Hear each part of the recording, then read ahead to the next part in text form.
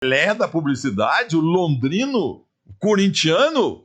É Ele. Isso aí mesmo? Ele mesmo. Ô, Oliveto, mas que bom falar com você. Mas eu tenho algo para reclamar, porque eu soube que você agora tá tão londrino que você só gosta de falar do Chelsea, dos grandes times aí da Inglaterra, entendeu? Abandonou o Corinthians. Ô, pelo amor de Deus, Oliveto, você tem compromisso eterno com o Corinthians. Não é verdade, não, Milton. Tanto que mesmo morando em Londres, eu não consigo torcer nem para o Corinthians Casual, que deu origem ao meu Corinthians. Eu continuo o Corinthians o tempo inteiro. De time a gente não pode mudar nunca, né? Eu tenho uma brincadeira só com você, mas você é um Pelé da publicidade, jamais será esquecido. E como é que tá a vidinha aí em Londres?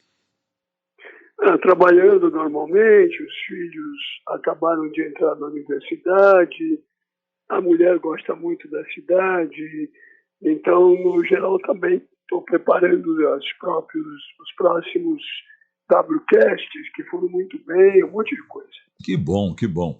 Agora, falando especificamente do teu time, o Corinthians, falamos com o Casagrande um tempão agora aqui, e, é claro, entrou Sócrates na história e tal. Que lembrança você tem do Sócrates e do Casagrande, essa dupla que tanto gol fez pelo Corinthians?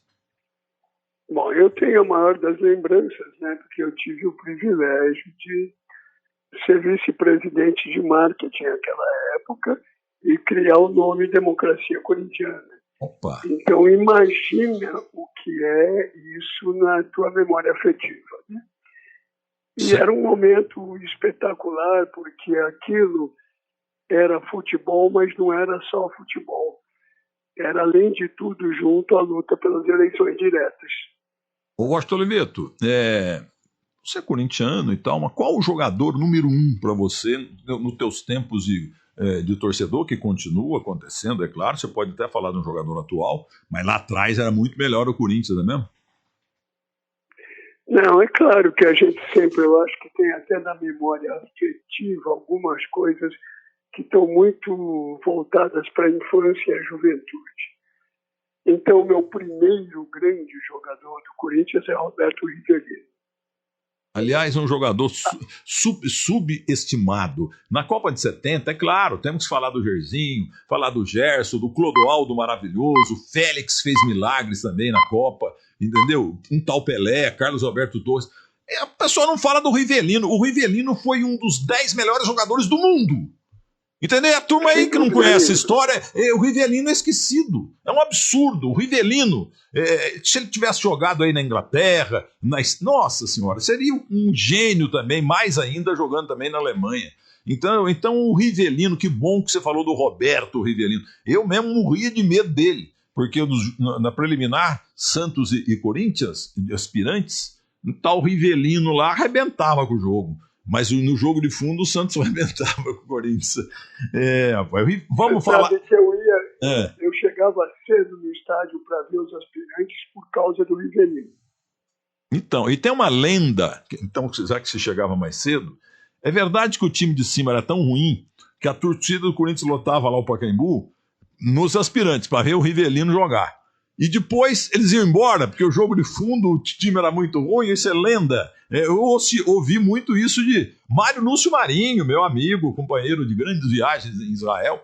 Eu vou dizer agora para você, isso é lenda ou é verdade?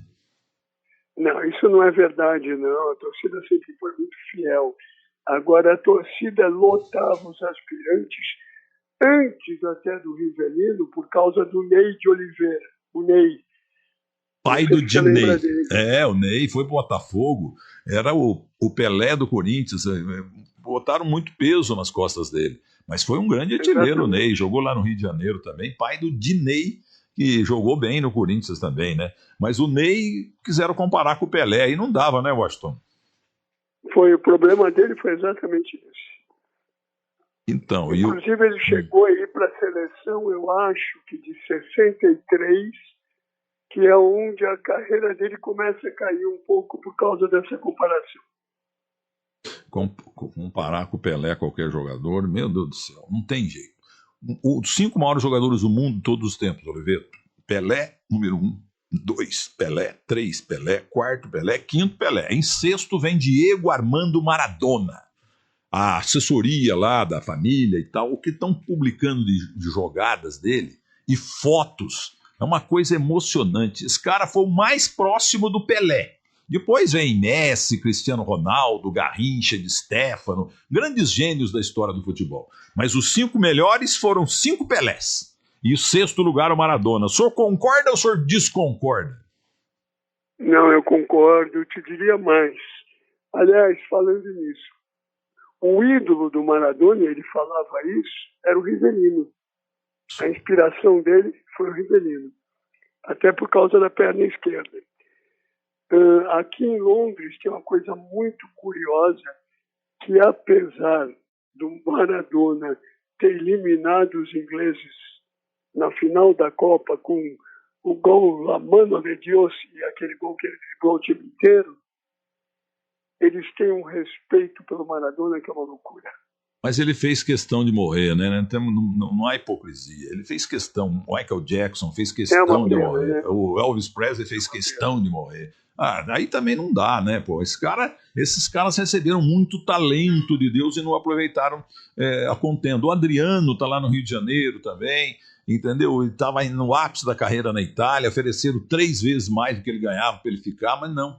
Eu quero voltar lá para a minha comunidade no Rio de Janeiro. É lindo isso. Eu também sempre volto para a minha pequena Muzambinho, entendeu? E ele gosta lá de um lugar... Hoje é comunidade, né? Antigamente falava assim, favela. Então são jogadores que não aproveitaram o alto talento que Deus lhe deu. Não é verdade? Sem dúvida nenhuma. E a gente tem uma coisa, né, Milton? Nós que nascemos nos anos 50... tivemos o privilégio de ver uma geração de jogadores absolutamente fora de série no mundo inteiro. A gente viu o Cruyff no seu melhor, a gente viu o Beckenbauer. Só gênio. A gente viu o Mané Garrincha, a gente viu o Tostão. Enfim, é muito bom jogador, né? O Carlos Alberto Torres, o Pelé da camisa 4, o Pelé de lateral direito. Ele sempre usou a camisa 4 no Santos, que o lateral direito usa 4. Né? Uma vez eu briguei com o Luxemburgo porque ele quis mudar, entendeu? O goleiro é 1, né? Mas depois ele mudou a tradição do Santos. Quebramos o pau no domingo pela manhã e ele acabou voltando com a numeração certa. Tanto é que na Copa de 70, Washington, o Carlos Alberto fez questão de vestir a camisa 4, número 4. Porque ele sempre jogou com 4 e ele entendia que dava sorte. Jogava muito, muito, muito. E tem um gol aqui em homenagem ao Washington Oliveto, um dos maiores publicitários do mundo de todos os tempos. Ahí la tiene Maradona, lo marcan 2, pisa la pelota Maradona, arranca por la derecha el genio del fútbol mundial, y es el tercer gato que para Borruchaga siempre Maradona, genio,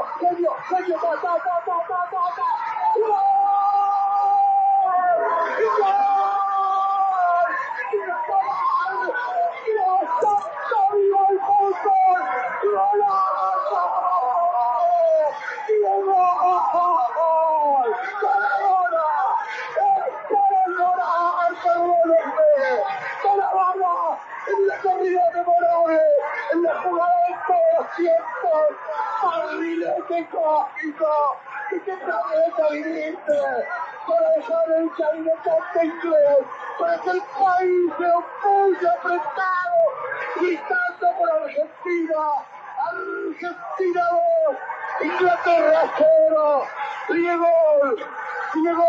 Diego Armando Maradona. Gracias Dios por el fútbol, por Maradona, por essas lágrimas, por este. Tá vendo? Esse gol teve seu valor, mas não foi perto daquele gol do Rony também, né, Milton? E um abraço pro Washington Oliveira. Não chega perto. Não chega perto. Rony e Maradona não cabem na mesma frase. Outro dia porque eles quiseram comparar o Rony com o Pelé, pô. Agora, você viu o locutor aí, Ulisses Costa Gonzalez, lá de Buenos Aires? Eu vou dizer uma coisa pra você. Os brasileiros são eloquentes também, vibrantes, é claro. Ulisses Chiavelli Costa também é assim, tá fazendo aniversário hoje. Mas, na verdade, eles são mais fanáticos, né, Washington? São bastante fanáticos. Tanto que também, quando a barra pesa ao contrário, eles são fanáticos. Você viu essa semana as manifestações da imprensa argentina sobre a derrota do Boca, do Corinthians. E eu caí do cavalo, porque eu passei a semana inteira nas minhas trocentos espaços aqui no Morumbi, e eu falava, o Corinthians não precisa nem viajar, já está eliminado. E o povo pegando no meu pé. Mas o tanto que eu gosto. Porque, olha, palpitar é brincar. Só Deus sabe que vai dar no jogo. Agora, se você ver, tudo pode acontecer. Aquele Mauro Betti, né, corintiano também. Olha, o time ou empata, ou perde, ou ganha. Pedro Bó, não tinha pensado por esse prisma. Agora, para terminar, Washington, você que é o Pelé da publicidade, na história da publicidade do Brasil, queria saber se você continua publicitário aí, fazendo peças para São Paulo, para o Brasil, ou realmente você aposentou? E eu quero que você fale também como é que você vê o atual momento da publicidade brasileira. Tem algum Washington tão bom quanto você? Não, são várias coisas. Eu estou trabalhando, na verdade, para a Europa. Eu estou numa estrutura que olha a criatividade de uma série de agências europeias. Para o Brasil, eu faço eventualmente algum projeto especial, mas não tenho mais o cotidiano. Eu te diria que não é a publicidade brasileira, mas a publicidade mundial, por uma série de fatores, atravessa um momento criativo menos brilhante. São poucas aquelas campanhas que você lembra, que você sai repetindo. Mas isso é um ciclo, e acredito que mais uns anos isso volta com todo vigor.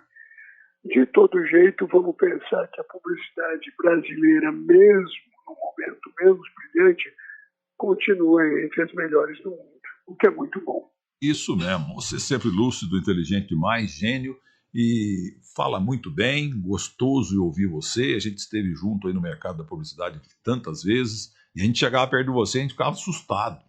Todo mundo ficava assustado. Era o Pelé, era aqui no Brasil, ele continua sendo lá. Então, eu espero que a publicidade brasileira receba logo, logo 10 olivetos. Aí a coisa vai ficar boa. Um grande abraço para você, viu, Washington? Um abração para você, muito obrigado. Tudo bem, a simpatia do Washington Oliveto, hein? Sempre corintiano.